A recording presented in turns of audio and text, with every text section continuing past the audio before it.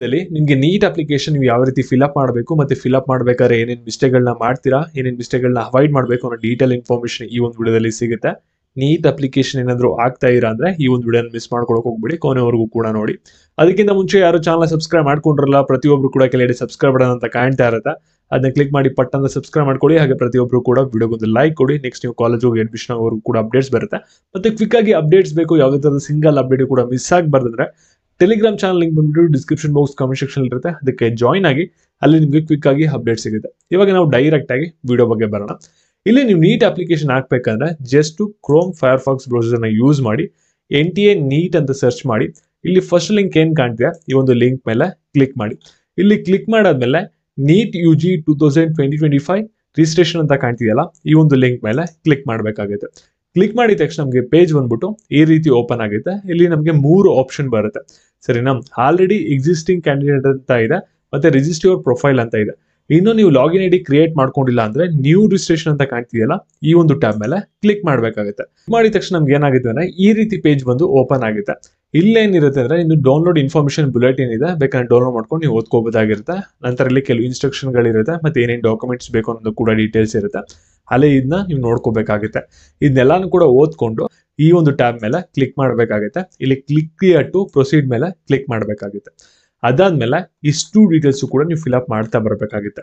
ಇಲ್ಲಿ ಫಸ್ಟ್ ನೀವೇನ್ ಡೀಟೇಲ್ಸ್ ನ ಫಿಲ್ಅಪ್ ಮಾಡ್ಬೇಕಂದ್ರೆ ಕ್ಯಾಂಡಿಡೇಟ್ ನೇಮ್ ಫಿಲ್ಅಪ್ ಮಾಡಬೇಕು, ಆಮೇಲೆ ನಿಮ್ಮ ಮದರ್ ನೇಮು, ಫಾದರ್ ನೇಮು, ಮತ್ತೆ ನಿಮ್ದು ಡೇಟ್ ಆಫ್ ಬರ್ತ್, ಜೆಂಡರ್ ನ ಫಿಲ್ಅಪ್ ಮಾಡಬೇಕಾಗುತ್ತೆ, ಸರಿನಾ.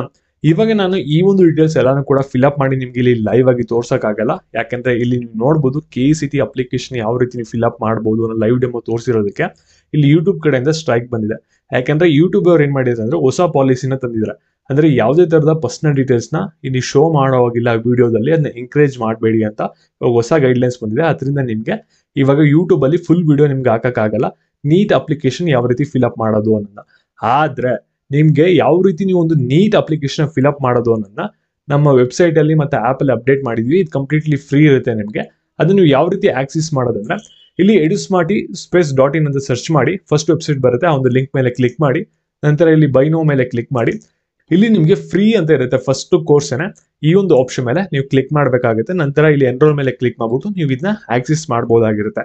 ಏನಾದ್ರೂ ಆಪ್ ಅಲ್ಲಿ ಯೂಸ್ ಮಾಡ್ತೀರಾ ಅಂದ್ರೆ ಪ್ಲೇ ಸ್ಟೋರ್ಗೆ ಹೋಗಿ ಸ್ಪೇಸ್ ಕೊಡದೇನೆ edusmarty ಅಂತ ಸರ್ಚ್ ಮಾಡಿ, ಆಪ್ ನ ಡೌನ್ಲೋಡ್ ಮಾಡ್ಕೊಳ್ಳಿ, ಲಾಗಿನ್ ಆಗಿ.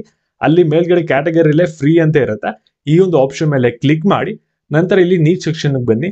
ನಂತರ ಇಲ್ಲಿ out to fill NEET application ಅಂತ ಇದೆ, ಇಲ್ಲಿ 20 to 30 minutes ವಿಡಿಯೋ ಇದೆ, ಇದನ್ನ ನೋಡ್ಕೊಳ್ಳಿ. ಕಂಪ್ಲೀಟ್ ಆಗಿ ನೀವು ನೀಟ್ ಅಪ್ಲಿಕೇಶನ್ ಯಾವುದೇ ತರದ ಮಿಸ್ಟೇಕ್ ಇಲ್ದೇನೆ ಅಪ್ಲೈ ಮಾಡಬಹುದಾಗಿರುತ್ತೆ, ಸರಿನಾ. ಅದರಿಂದ ನೀವು ಒಂದು ಆಪ್ ಅಲ್ಲಿ ಹೋಗಿ ನೋಡ್ಕೋಬೇಕು, ಇಲ್ಲಾಂದ್ರೆ ವೆಬ್ಸೈಟ್ ಅಲ್ಲಿ ನೋಡ್ಬೇಕಾಗುತ್ತೆ. ಯಾಕಂದ್ರೆ ಯೂಟ್ಯೂಬ್ ಅಲ್ಲಿ ನಾವು ಹಾಕಕ್ಕಾಗಲ್ಲ ಕಂಪ್ಲೀಟ್ ವಿಡಿಯೋನ, ಅದಕ್ಕೋಸ್ಕರ. ಮತ್ತೆ ಈ ವರ್ಷ ನೀಟ್ ಅಪ್ಲಿಕೇಶನ್ ಹಾಕ್ಬೇಕಾದ್ರೆ ಕೆಲವು ಚೇಂಜಸ್ ಗಳೆಲ್ಲ ಕೂಡ ಆಗಿದೆ. ಆ ಡೀಟೇಲ್ ಆಗಿ ಗೊತ್ತಾಗಬೇಕಂದ್ರೆ ಆಪ್ ಅಲ್ಲಿ ಅಥವಾ ವೆಬ್ಸೈಟ್ ಅಲ್ಲಿ ನೋಡಿ, ಕಂಪ್ಲೀಟ್ಲಿ ಫ್ರೀ ಆಗಿರುತ್ತೆ, ಯಾವುದೇ ತರದ ಚಾರ್ಜಸ್ ಇರಲ್ಲ. ಮತ್ತೆ ಇದೇ ರೀತಿ ಅಪ್ಡೇಟ್ಸ್ ಬೇಕಂದ್ರೆ ಚಾನಲ್ ಸಬ್ಸ್ಕ್ರೈಬ್ ಮಾಡ್ಕೊಳ್ಳಿ. ಹಾಗೆ ಈ ಒಂದು ವಿಡಿಯೋ ನಿಮ್ಮ ಫ್ರೆಂಡ್ಸ್ ಗಳಿಗೂ ಕೂಡ ಶೇರ್ ಮಾಡಿ. ಫಾಸ್ಟ್ ಆಗಿ ಅಪ್ಡೇಟ್ಸ್ ಬೇಕಂದ್ರೆ ಟೆಲಿಗ್ರಾಮ್ ಜಾಯ್ನ್ ಆಗೋದನ್ನ ಮರಿಬೇಡಿ. ಧನ್ಯವಾದಗಳು.